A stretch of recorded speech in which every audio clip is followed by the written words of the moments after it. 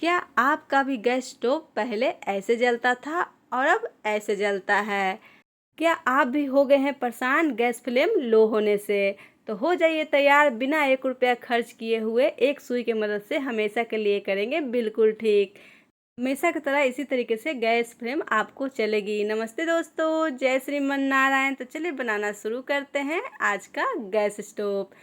यदि आपके भी घर में पिजन हो या प्रेस्टीज हो, इस तरीके से 3 बर्नर वाले या 2 बर्नर वाले गैस स्टोव है, तो आप इस तरीके से ठीक कर सकते हैं। तो देखिए हम बर्नर को चालू कर लेते हैं। आप देख सकते हैं 2 बर्नर तो अच्छे से जल रही है और तीसरा बर्नर है जो बिल्कुल नहीं जल रही है, एकदम हल्का फ्लेम है इसको। तो इसका क्या है ना, चूल्हा का ना एक नोब होता है जिससे गैस पास होती है, तो वो जाम हो जाती है ज़्यादा यूज होने से। आप देख सकते हैं तीसरा बर्नर भी हमारा ख़राब है, जो जब कम करते हैं तो अजीब तरीके से भत भत करके बुझ जाती है जब बर्तन चढ़ाते हैं तो उस तरीके से क्या होता है, कभी मिस्टेक हो जाता है, बर्तन चढ़ा हुआ है, गैस इधर लीक हो जाएगा। तो इसी तरीके से ये दोनों बर्नर को हम आज ठीक करेंगे।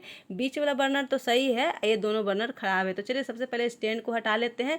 इस तरीके के कुछ चीज़ घर में होनी चाहिए। ये 10 नंबर के सिलाई रिंच इसे कहते हैं, तो ये 10 नंबर का है, तो ये होनी चाहिए। एक इस तरीके से स्क्रू ड्राइवर यानी कि पेचकस, एक इस तरीके से सुई होनी चाहिए।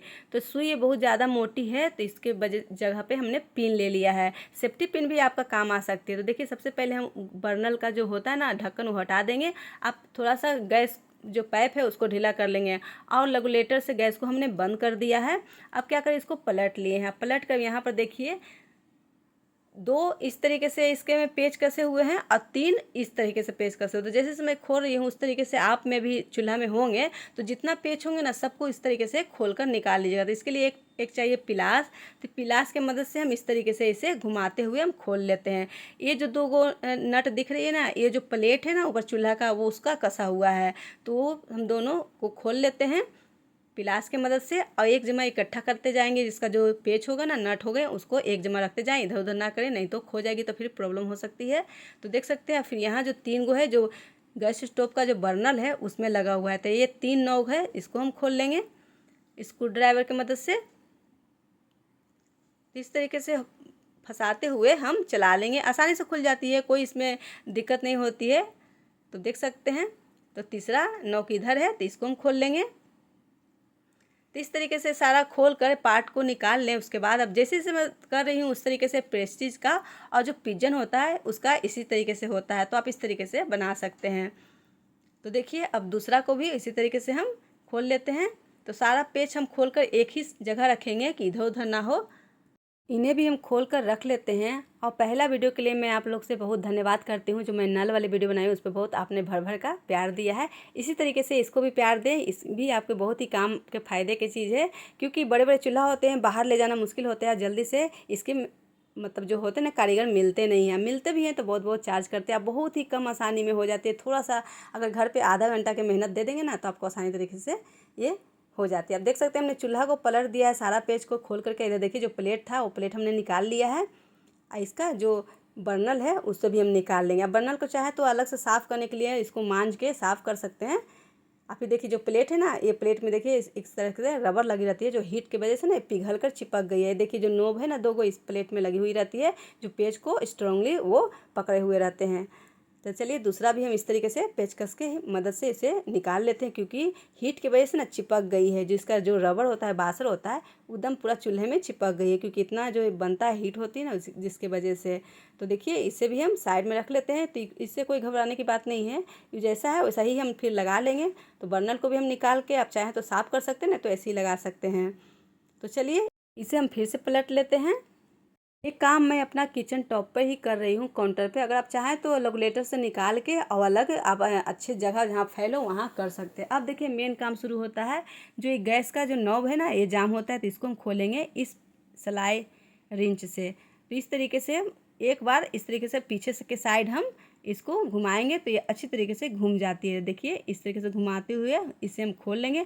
अब देखिए जिस साइड ये घूमे ना उस साइड आप खोल के इसे निकाल ले। अब देख सकते हैं इस तरीके से ये है, इसी को जाम हो जाती है, तो इसको साफ़ करना पड़ता है। तो देखिए ये मोटा वाला सुई है, तो ये अंदर नहीं आएगी। जो पतला वाला सुई होता है ना, जिससे हेम वगैरह करते हैं, उससे हो जाती है। तो मेरे पास नहीं थी, तो इसके जगह पर हमने पिन ले लिया है। अगर आपके पास सुई ना हो तो जो सेफ्टी पिन होता है उससे भी आप कर सकते हैं। अब देख सकते हैं बारीक वाला जो पिन से अच्छे से अंदर बाहर हो गए, तो हमने अच्छे से इसे साफ़ कर लिया है। अब चाहे ना तो अब क्या करेंगे, अच्छी तरीके से हम इसे साफ़ करेंगे, मतलब कि अंदर बाहर दोनों से, कि कुछ फंसा हो तो अच्छे से निकल जाए। अब क्या करेंगे, थोड़ी सी इसमें लगाएंगे, ये मशीन में, सिलाई मशीन में डालने वाला तेल है, तो उसको अच्छी तरीके से हम डाल के पोंछ लेंगे और अच्छे से फूँक भी लेंगे कि तेल वगैरह अंदर ना रह गया हो। अब इसे जहाँ पे इसे लगानी है वहाँ भी हम थोड़ा सा तेल लगा करके, कि जैसे जंग वगैरह लगे होंगे ना तो वो अच्छे से निकल जाएंगे। और अंदर भी बड़ा वाला सुई से ना अंदर थोड़ा साफ़ कर लेंगे। ऐसे उसे करने की कोई ज़रूरत नहीं है, मगर थोड़ा सा तसल्ली के लिए कर सकते हैं। अब अच्छी तरीके से हमने एक जो उसका नॉब है और एक पेच है जो कसने के लिए, उसमें लगा करके सेट करके जैसे था वैसा ही हम इसे फिर से वहाँ पे कस देंगे। हाथों से पहले कस लेंगे, फिर उसके बाद जो सिलाई रिंच है ना उससे हम कस लेंगे। तो हमने बैक साइड में खोला था, फिर सीधा साइड में इसे हम कस लेंगे इस साइड में करते हुए। तो अच्छी तरीके से हम कस लें, तसल्ली करके कस लें, ढीला ना छोड़े। तो देखिए अच्छे से कस गई है।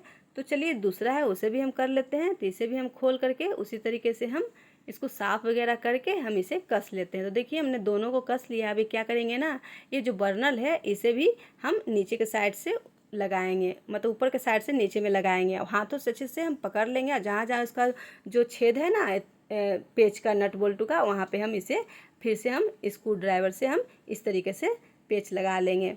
और पहले हाथों से लगा लेंगे, फिर उसके बाद हम स्क्रू ड्राइवर से इसे हम कस लेंगे। जैसे हमने खोला था ना उसी तरीके से हम जो पेच है जिसका, उसका नट बोल्टू हम कस देंगे।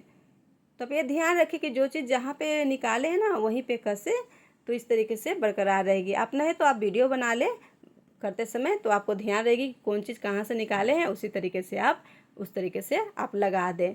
तो अच्छी तरीके से जैसे हमने निकाला था उसी तरीके से हम इसे वापस कस लेते हैं अच्छी तरीके से। तो ये देखिए हमने बर्नल को कस लिया है। अब चलिए हम जो इसका प्लेट है वो लगा लेते हैं। तो जो प्लेट मैंने जहाँ से निकाला था ना वहीं पे लगाएंगे। इसका जो रबर है ना इस चूल्हा में ही लगा हुआ है, तो इसी पे हम लगा लेंगे। इसका जो एक निकला हुआ है ना पेच जैसा, उसको सेट करते हुए, उसको होल में डालते हुए हम इसे सेट कर लेंगे। दूसरा भी प्लेट हम वहीं पे कस लेंगे जहाँ से हमने निकाला है। तो जो चीज़ जहाँ से निकाली है ना वहीं पे आप उस तरीके से आप कस लें। तो आजकल तो हर के हाथ में मोबाइल होती है, तो मोबाइल से वीडियो बना लेंगे तो आसानी होगी कि आपको भुलाएंगे नहीं कि कौन चीज़ कहाँ से निकाले थे। तो देखिए हमने सारा पेच से अच्छी तरीके से हमने कस लिया है। और पिलास के मदद से अच्छी तरीके से हम एकदम टाइटली इसे कस लेंगे। जब भी इस तरीके से प्रॉब्लम आए तो आप बिना किसी को बुलाए, बिना किसी को कहे, आधा घंटा के समय लगेगी और आपको इत्मीनान से आपका चूल्हा पहले की तरह, नए की तरह एकदम जलने लगेगी। तो देखिए हमने अच्छी तरीके से कस लिया। अब चलिए इसे पलट लेते हैं। अब क्या करेंगे ना, बर्नल का जो लीड है उसे हम लगा लेते हैं। जब तक मैं ये चीज़ें सेट कर रही हूँ तब तक प्लीज़ हमारे चैनल को इसी तरीके से वीडियो देखने के लिए चैनल को सब्सक्राइब कर लीजिएगा। वीडियो को लाइक जरूर कीजिएगा, फिर से जरूर कीजिएगा कि उन्हें भी हेल्प मिल सके।